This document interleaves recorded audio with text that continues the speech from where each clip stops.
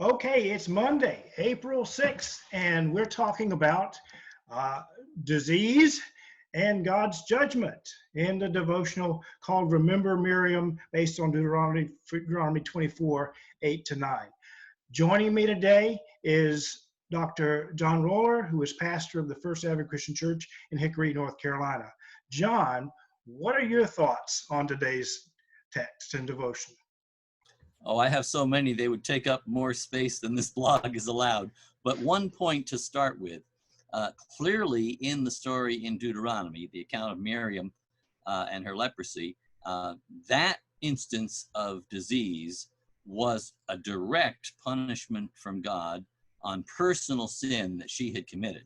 So we're not talking about the general fact that there's sin in the world or the contagion of illness, but we're talking about God utilizing disease as a kind of model for his wrath. That having been said, let's make the point that not all disease is an indication of God's individual wrath against the person who's sick, nor is the disease itself an indication of personal sin on the part of the person who's sick. Absolutely. And we know that there are a lot of people who are suffering from disease right now, and it would be very wrong for us to assume that anyone, for example, who has contracted the coronavirus is being judged by God. Yeah. On an Or individual basis. Absolutely. Now, it might not be wrong to say that God is using the coronavirus as one of his many tools of wrath against the human race in general because of its sinfulness.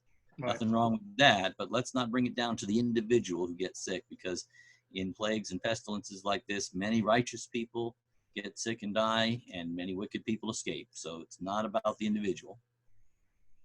Good words of clarification and helping us to understand this text and its meaning, and in the larger context, the theological issues of disease and God's judgment. We both believe in God's judgment. We both believe that the disease is real, but there's not always a direct connection between the two. But sometimes there is. That's right. Thank you very much, John, and thank you for joining us, and we'll see you next time on the devotional site. God bless you. That'll be great. Thanks.